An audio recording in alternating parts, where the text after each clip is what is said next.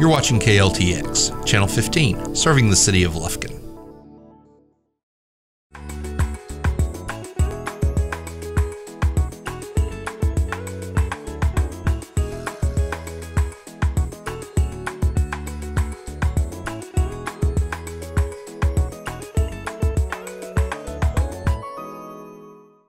Welcome. Hello to Memorial Cooking Innovations. I'm Leanne Anderson, registered dietitian, and today we have two guests joining us. Gloriella Chong returns to the show, and Adriana Arnold is also going to help us today. So the weather's getting cooler, and that makes us hungry for kind of those more richer, kind of comfort type of foods. And so today we're going to make seafood lasagna. Lasagna is one of my favorite foods to make. It's a little bit more complicated, makes you have to kind of slow down. Typically we do quick and easy recipes, but today we're going to slow it down a little bit. You ladies ready? Yes, okay. Of course. Yeah. So we've got our lasagna noodles boiling. We took 9 lasagna noodles, and that's what comes in an 8-ounce package of lasagna. And Gloriella, if you'll just gradually take those noodles out and put them in that strainer. At home you can do this in the sink, but just for simplicity, we're going to use this strainer and let them drain. We brought this pot of water to boil. I added some salt and some oil, 1 to 2 tablespoons. That helps the pasta from sticking together. Bring it to a boil for about 9 to 10 minutes. That's okay. If it tears, it's okay? It's okay, because it's all going to be hidden anyway. And so we're going to just take these out. And one thing that kind of can cause issues with making lasagna is that it's too watery when you take it out and go to serve it. So one thing that I always do with the lasagna noodles is go ahead and spread them out on a tray to let them kind of dry and not have so much water while we make the rest of the dish. How long are you supposed to let them boil, Leanne? About 9 to 10 minutes. You don't want them to be super soft because they're going to bake in the oven as well. And so they're not going to be like you would if you were making a pot of spaghetti or something like that. Okay, so Adriana, if you will just kind of spread those out on the baking sheet there. We lined it with parchment paper, which is a real lifesaver in the kitchen because you can use it to bake cookies or rolls and not get your pan dirty. The noodles won't stick to this, so we don't have to worry about that. There we go. And some of those you can, they're still a little bit hot. So Leanne, how long do you let them sit? Just while I'm making the rest of the recipe. You wouldn't want to do this several hours in advance because then they would dry out a little bit. Now they do make the no-cook lasagna noodles that you can also use. I have not ever used those, to be honest, but I think, Gloriella, you said you have? I've tried them before. The recipe, yeah, it's probably adjusted. I use the recipe on the box of it, and then I just add or take away if I want to. I usually add extra cheese. Right. Cheese makes everything better, right? Yes. And that's one thing about this recipe, it doesn't have any cheese. So that helps cut the calories and some of the sodium in the recipe. Instead, we're going to be making a cream sauce. But if you use the no-bake noodles, you would probably have to adjust the fluid or the liquid a little bit for that. So while she's finishing that, Gloriella, if you would melt that butter in the pan. How much butter are we using here? We're using 2 tablespoons. Okay. And also spray a little bit of that oil in there too. That will just help give it a little more non-stick purposes.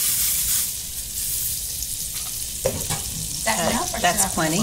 And so we're using real butter. It has a little more saturated fat, but this recipe is kind of a splurge recipe, and it's just going to add more flavor to our recipe that as opposed to oil. But you could use canola or olive oil if you didn't want to use butter. And so now that that's almost melted, you can go ahead and add the peppers and onions and garlic. We use 3 green onions and chop those, about half of a red bell pepper, and 3 cloves of garlic. So that will pretty colors, right? I know. I thought, well, most everything is white, so that's just going to add a little bit of color. And we're going to saute this for 2 or 3 minutes until those vegetables are softened. And the smell is really nice. It smells really good, doesn't it? I can't think of a time we haven't used garlic on Memorial Cooking Innovations. I think that's pretty much our standard ingredient. So while that's cooking, we'll talk a little bit about the seafood that we're going to add. We're going to use bay scallops and some shrimp. This is a small count, about a 51 to 60 number of shrimp per pound. And then we've got the surimi, or imitation crab meat. When you get the shrimp, you want to get the kind with the tail still on. And Adriana's going to show us how you can take those shells and the tails off, because you want them peeled and deveined. So basically, you just want to pinch the tail and then pull it off, and then kind of butterfly the ends. And then I found if you just grab where the legs are, it's easier just to pull, and then everything just comes off. And you can place it in there. And that's the same, just pull the tail off, and then butterfly your shrimp, and then just pull off the legs. That usually gets most of it off. What I'll do is then add a little water and strain them, just to make sure some of those shells you might have missed will float to the top, because you don't want to bite into that lasagna and get a piece of shell. Yeah. Well, Leanne, what if we don't want to go through all the trouble of peeling and deveining? Can we use just The already cooked shrimp? Yeah. Well, you could, except that's already cooked, and we're going to be cooking it and baking it. That shrimp can get kind of tough. So that's the thing with fish, is you can't overcook it, or it's just not very tender and loses some flavor. Okay. So those are tender. So let's add our seafood. You can add the shrimp. So when it comes to buying seafood, what are some guidelines that you want to go by? Well, first of all, you want to go by smell, because fish can spoil rather quickly. And so if there's an unpleasant odor or a chemical odor, that can mean that it's not quite as fresh as it should be. At the store, the fish should be displayed on ice or frozen. Most of the seafood that you see in a market has come to that market frozen, and then they thawed out. Now, like the scallops, when I got those locally, they keep those frozen because they do tend to spoil quickly, and they don't maybe sell as much as some of your other fish. But so that was frozen, and I actually got frozen shrimp for this too. Once you buy it, you want to make sure you keep it cold, below that 40-degree temperature range that we like to use. And then if you're going to be thawing frozen seafood, you want to either do it in the refrigerator or put it in a strainer and run cold water on it. Okay. And it will thaw out pretty quickly. So you can add the scallops. There you go. And these are bay scallops. When you go to buy those, they're smaller as well. They have bigger ones, but those are a little bit too big for this dish. And then the imitation crab meat, or the surimi, I just broke that up a little bit. As we continue to cook, that will go into smaller pieces. Another option, if you don't like the chunky seafood, you can even cut that up or chop those up a little bit smaller. But I like it. It gives you a little more color and looks prettier. So we're just going to cook that for about 4 to 5 minutes. Before that, I want you to add that broth. That's a half a cup of unsalted chicken broth. Unsalted chicken broth.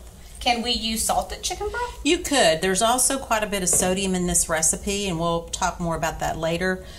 So the unsalted will save just a little bit. And then we're going to add a bottle of clam juice. And the whole bottle? The whole bottle. And what this is, it's a kind of a briny liquid. It adds seafood flavor. So you're, in a way, making a seafood broth by adding the clam juice. Had a little bit of trouble finding this in the store because it's not something you buy on a frequent basis. It's usually where the canned tuna and other canned fish is. You know, Leanne, I was wondering, if we don't want to use the imitation crab meat, what else could we use in there? You could use the fresh lump crab meat if you can find it in the store. Sometimes that's a little harder to find in smaller towns. or you could increase the amount of shrimp that you used, or any kind of firm fish, even if you didn't want to use that. Do you think you could add some more seafood, like lobster, if you wanted to? You could, yeah. So you could just get lobster and cut it up and cook it just like you would the surimi or the imitation crab meat. You could also add some vegetables to this if you wanted to include other colored peppers or tomato, maybe a little bit of that without adding too much of the juice. So this is another one of those recipes you can make it your own based on what your preferences are. So we're going to let that come to a boil. A couple things nutritionally about seafood. Your shrimp and your scallops are both very lean sources of protein. 90% of your shrimp is protein and 80% of your scallops are protein. There's very little to no fat. They are somewhat high in sodium, but the shrimp are also a good source of selenium, which is an important antioxidant for heart health, as well as vitamin B12. And your scallops have B12, selenium, and zinc. So you got a lot of good nutrients without a lot of calories in your seafood. So this would be a better option than beef? It could be, yes. Now, when it comes to shrimp, it's high in cholesterol. So how can you balance it out? Well, the thing with cholesterol, what we've been finding, or what the nutrition research has shown, is that dietary cholesterol, or the cholesterol you get in food, doesn't really affect your blood cholesterol as much as what your liver produces, and what influences that more than the dietary cholesterol are those saturated and trans fats that we get in our foods. And also, I failed to mention, the shrimp also have omega-3 fatty acids, which are heart healthy. So it does balance out. So seafood lasagna is better than ground meat beef lasagna? To a certain extent. I mean, both of these recipes, or a regular lasagna and this lasagna, are both kind of splurge meals. They're not something you're going to want to eat on a regular basis. Moderation. So it's kind of what you prefer. And when I saw this recipe, it just sounded really good, and I had to try it. Well, we're going to get to try it today? Yes, absolutely. Yes. So it looks like our seafood is ready. The way you can tell is those shrimp are nice and pink, and those scallops have become sort of opaque, I guess you could call. They look like those are done as well. So what we're going to do next... And if they're not fully cooked, it'll be okay, right? Because right, if they're a little bit, yeah, because it's going to bake for 45 minutes once we get it in the oven. So let's just pour that into the strainer, because we want to save the cooking liquid. It smells amazing. Don't let me burn you now. Oh, you're good. Okay. And so we're just going to take these shrimp and we'll set those aside for later. We're going to reuse this cooking liquid, but first we're going to melt the rest of a stick of butter. We used 2 tablespoons when we sauteed the vegetables, and so we're adding 6 more tablespoons of butter, and let that melt and get a little bit bubbly. Okay. Okay? Yes, ma'am. You said you've made a roux before, correct? Yes. Because that's the scariest part about this recipe, is because it could really go south on you if you're not careful. So a roux is basically just butter and flour. Butter and flour, or some kind of fat. Some people will use oil sometimes, or probably back in the day they used Crisco or lard, which we know isn't very healthy anymore. Okay, so that butter is nice and bubbly.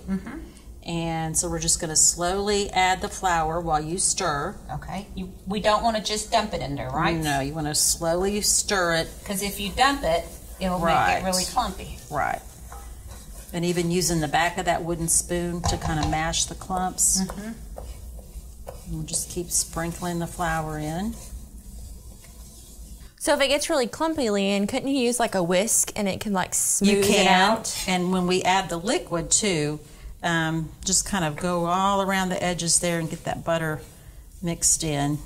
I'm going to turn the heat down a little to keep it from scorching.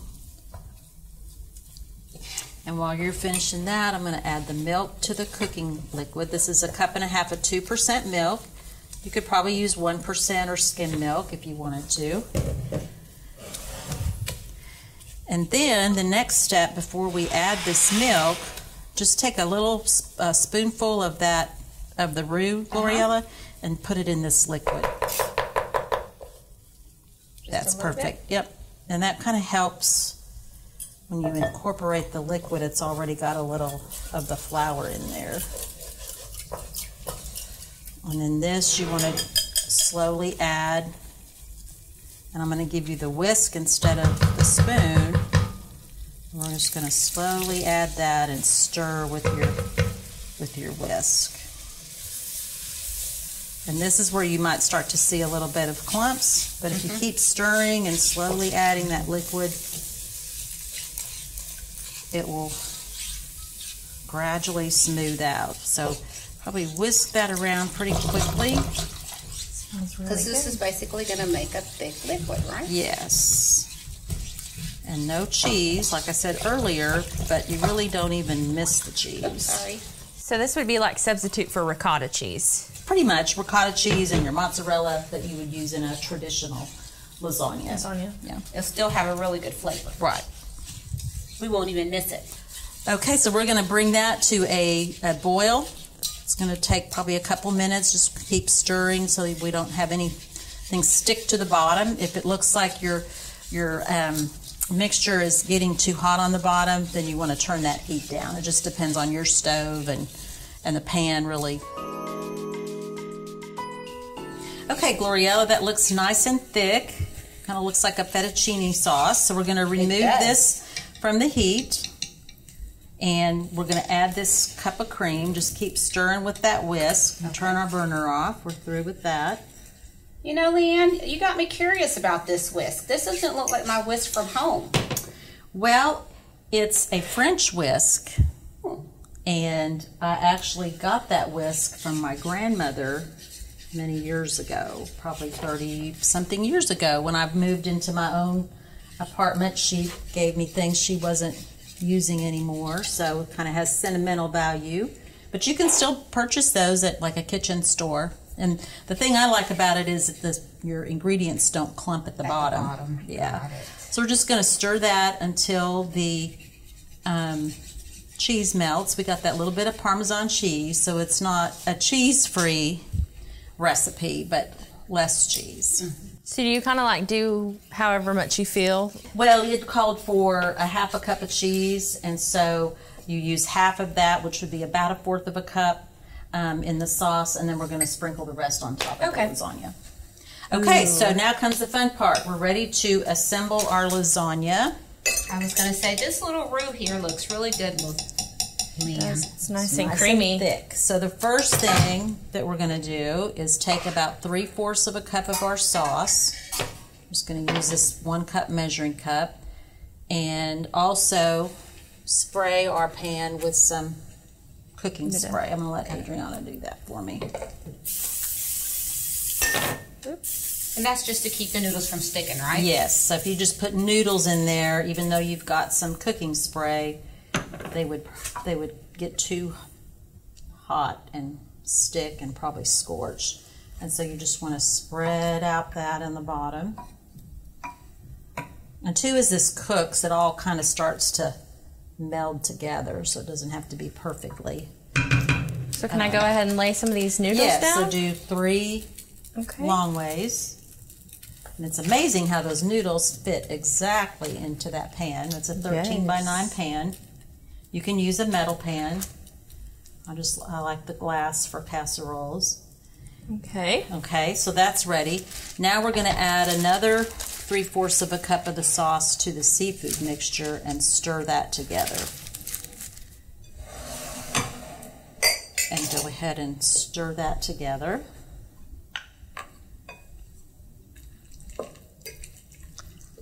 So Leanne, when are we supposed to put this white pepper in there? Actually, we'll add it right now.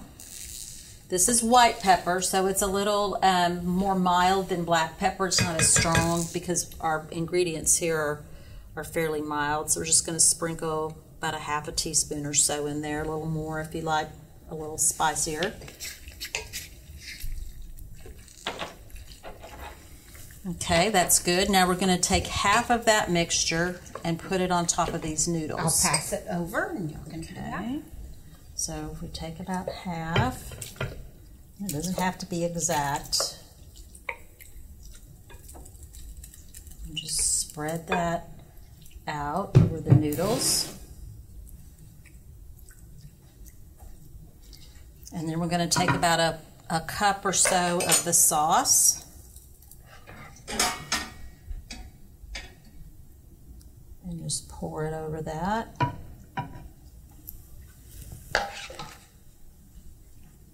Gonna fill in your holes there. So how many layers will we have, Leanne? There's 3 layers of noodles, 2 layers of seafood, and 3 layers of this creamy goodness of sauce that we have here. So this will feed a lot of people. It makes 12 servings. That's a lot. So 3 more noodles. And maybe the one that's torn, put that one in the middle. So we can hide it. So, yeah, but it's going to all kind of meld together anyway, so it's not a big deal if it cuts a corner off or something like that. Add this little bitty. Yes, there you go. Perfect. And then we're going to add the rest of the seafood.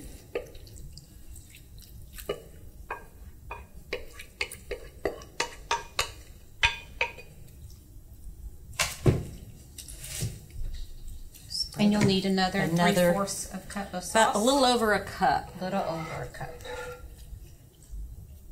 So yeah, that and then a little bit more. So just kind of drizzle that over. Just probably A little more? a little bit more. Just that little bit of Parmesan cheese made it a little cheesy. Yeah, it did. Made it even thicken up a little bit more. There we go. And then we're just going to spread that around. Kind of poke your spoon into the corners, because if you've got bare noodles there, sometimes they will get kind of hard and burnt while the rest of it's cooking. You need a little more sauce for the sides? No, because that top layer that we'll put on will kind of drizzle down in there too. Okay, so 3 more noodles. So I know we added Parmesan, but could we add more cheese on each layer as we go along building this casserole? You sure could. And you could, you know, if you really wanted it cheesy, you could throw in a little part skim mozzarella. That would be a low-fat option too. And so then for the rest, we're just going to put the rest of this sauce on top.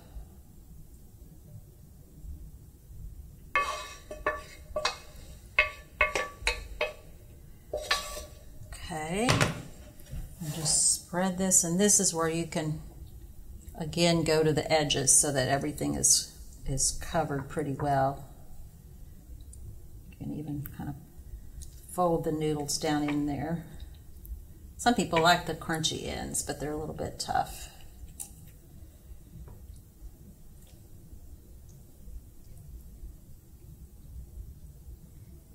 Not to get no bare spots. And then last, we're going to sprinkle the rest of that Parmesan cheese on there. See, I love casseroles really cheesy. Yes. So as this bakes, we're going to bake it in the oven, preheated at 350.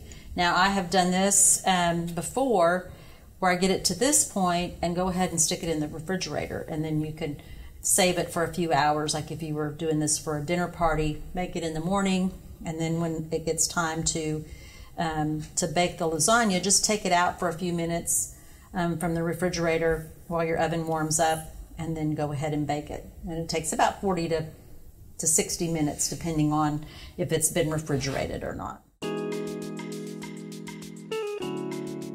Okay, we let this bake for about 40 minutes.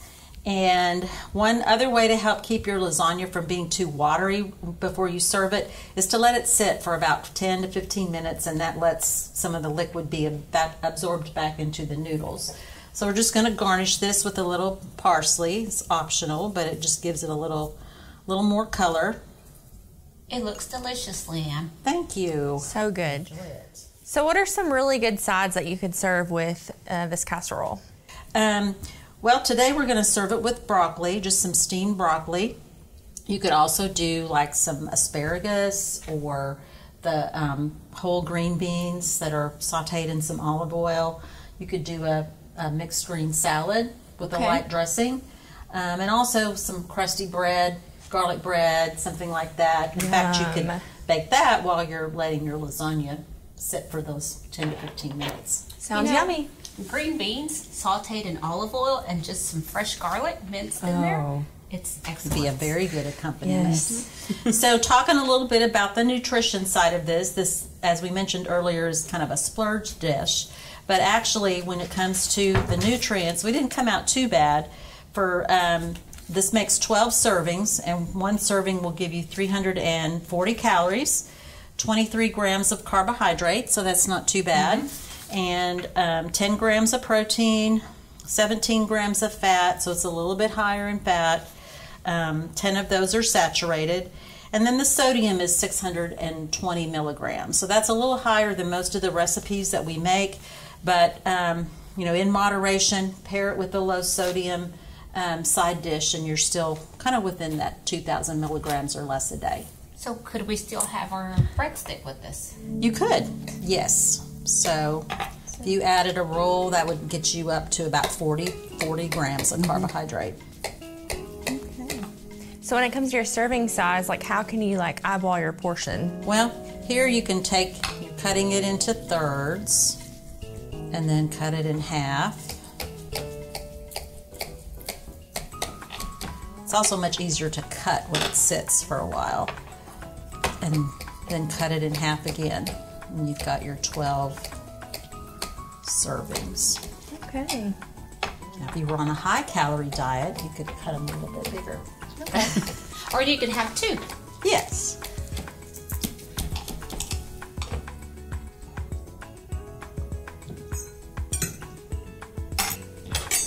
There you go. You're ready for a delicious lasagna meal. Maybe a glass of wine, again, a little bread. Okay, so today, as a recap, we made seafood lasagna. We talked about the nutrient benefits of the seafood. Great lean source of protein, got some omega-3 fatty acids, vitamin B12, selenium, and zinc, a lot of nutrients that some people maybe don't get enough of. And instead of a cheese-based casserole, this one actually we made a roux and added some milk and cream with a little bit of Parmesan, so it still does have some cheese. Baked it until it was bubbly, and serving it with some broccoli, which we could use other vegetables too that your family might like. And what do y'all think? I'm ready to try it. Okay. Ready to dig in. All right. Well, thank you, Gloriella and Adriana, for joining me today. And once again, we have made an effort to change the world one bite at a time.